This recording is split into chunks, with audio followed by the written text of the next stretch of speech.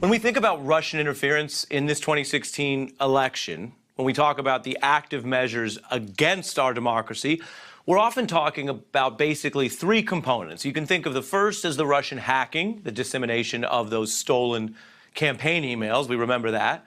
Number two, the Russian attempts to actually hack into state election systems. And then the third is what we were actually just touching on, the influence operations to target Americans on social media sites to disrupt our discussions that we thought we were having with each other. But then there's another mysterious thing that also was happening in 2016 that we're still learning about, and it had to do with Russian diplomats inside this country. Politico reporting it this way. This was a story actually first published in the summer of 2017. These diplomats, widely assumed to be intelligence operatives, would eventually turn up in odd places, often in middle-of-nowhere USA. One found on a beach. Another turned up wandering around in the middle of the desert. Both seem to be lingering where underground fiber optic cables tend to run. Their whereabouts led intelligence officials to conclude the Kremlin's waging a quiet effort to map the U.S. telecommunications infrastructure, perhaps preparing for an opportunity to disrupt it. Now, nobody knew exactly what to make of that report at that time.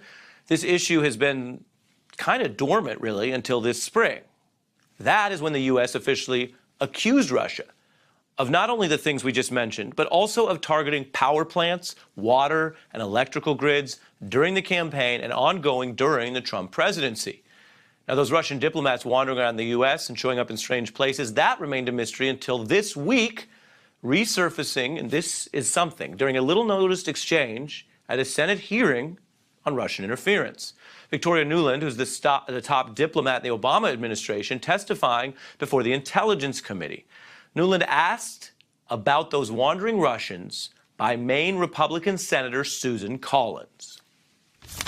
Ambassador Nuland, in 2016, the FBI was complaining to this committee that Russian diplomats in the United States were not following the established rules about travel, and they were not notifying the State Department. And it seemed that they were traveling to odd locations on short notice. Were you aware at the State Department of the FBI's concerns? Yes, Senator. We had significant conversations with the FBI about their concerns and took some actions and prepared others as early as July and August of 2016 with regard to their concerns. Do you think that that travel was related to the Russian active measures against our electoral system? I do.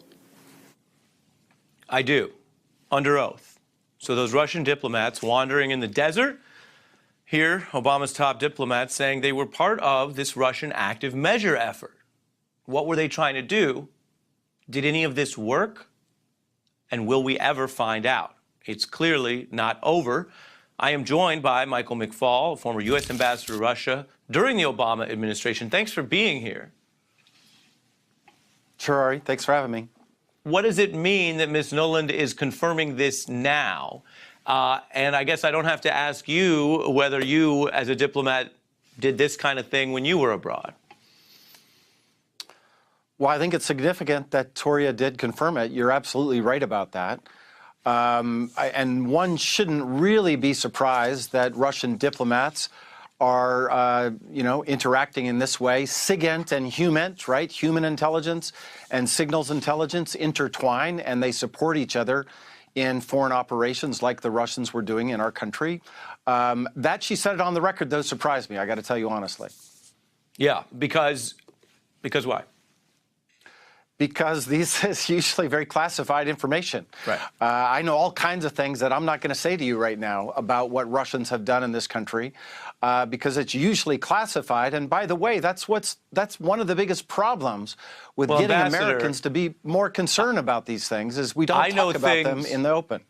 Ambassador, I know things that I don't talk about to you. They're just not as important or classified as all the things you don't tell us. I mean, what do you say to people who say, well, are we just signed on to the idea that with hostile countries that we have relations with, which can be a good thing. I mean, people believe in diplomacy, that some of those people are always going to be spies? Or does this track with something you and Rachel and many people have discussed as well earlier, which is that Russia took it farther? They also resorted to physical violence against some of our people on their territory, that this is far beyond what might be baked into the normal system.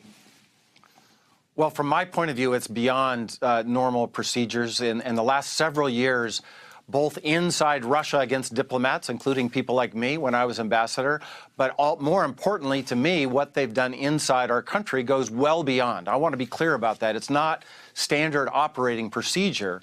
The hard part about cyber weapons and intelligence with respect to cyber stuff is different from, say, nuclear weapons. When we discovered Soviet nuclear weapons here and there, including most scarily during the Cuban Missile Crisis, we could tell the American people about the threat and then take actions to deter it. What's hard about these cyber activities is you don't see it, you don't witness it. We don't want to talk about it because we don't want to scare the American people. If you knew all the things I did, you would be more nervous about what Russia and other countries could do to our infrastructure. And that's what's hard about getting people animated enough about the threat, but without getting us into some scary thing that could undermine the stock market, for instance, if people knew all the things that were happening out there on our networks. So on a serious note, I appreciate you giving us some context. On a lighter note, I guess I'm glad I'm not inside your brain, because it will be easier to go to sleep on this Friday night. Ambassador Michael McFaul, always appreciate your time, sir. Thanks for having me. And we have more ahead tonight. Stay with us. Hey there, I'm Chris Hayes from MSNBC. Thanks for watching MSNBC on YouTube. If you want to keep up to date with the videos we're putting out, you can click subscribe just below me, or click over on this list to see lots of other great videos.